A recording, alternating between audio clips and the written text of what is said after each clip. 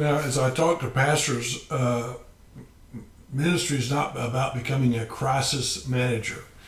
And one of the things that keeps pastors so busy that they can't disciple and train others is that we have become crisis managers. We're excited to help a person in trouble, which is a good thing, by the way. Nothing negative from me on that. We want to love people and help people and add value to their lives. We want to make a difference. But what we do sometimes is we go and we rescue them out of the mess they're in, and we pull them back up kind of to where they were, but we don't help them continue to grow and to be what God might have them to be.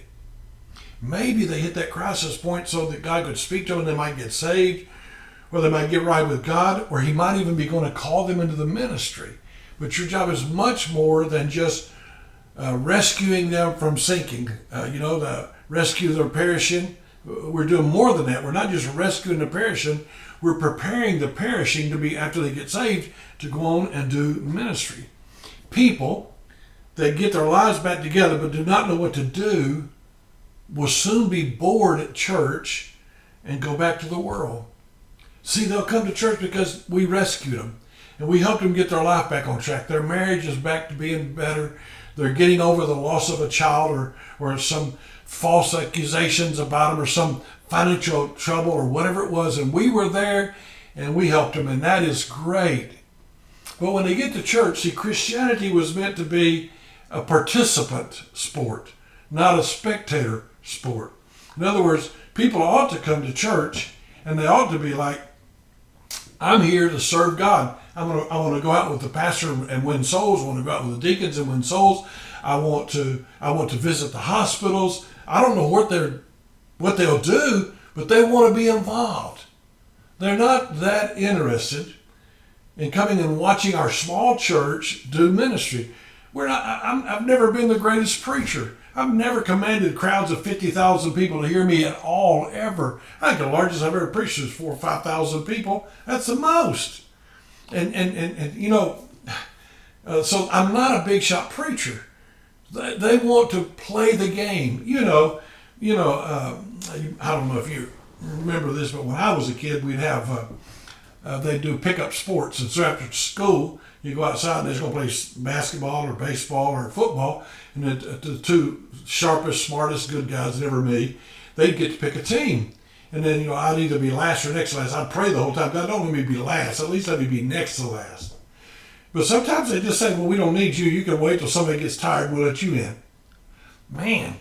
Well, see, people don't want to come watch you play. They want to get in the game and they want to play. They want to know where they fit in. That's why having a choir is a great thing. I know it's kind of going away, but a choir, a children's church, a ministry, something they can do.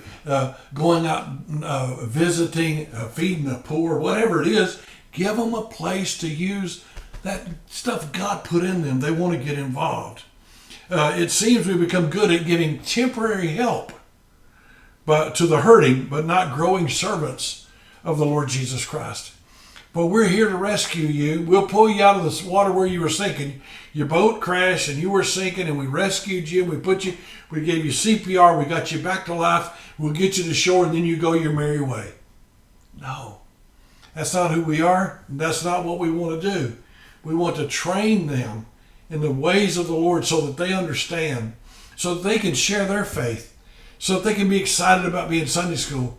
Maybe there's a teachers and workers meeting, and they can go to that, and then from there they can become an assistant in the Sunday school class. And from that they can graduate one day to teach in the class. They just want to be a part. I just want you to know they are hungry to be taking part.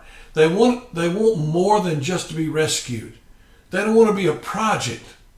They want to be a participant.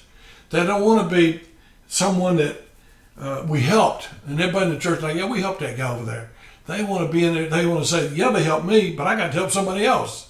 They don't want to be the recipient. They want to pass it on to somebody else. So I want to challenge you to help them. You see, remember what it said in Ephesians chapter 4? It said God gave gifted people to the church that we might perfect the saints. So help them find what God would have them to do. Help them get involved in ministry so that the body will be edified. See, we get them involved, and they go to work, and the church grows. because everybody's involved and everybody's excited and everybody's enjoying serving God. So don't just rescue them, restore them, and put them to work. Let them go do the work that God's called them to do too.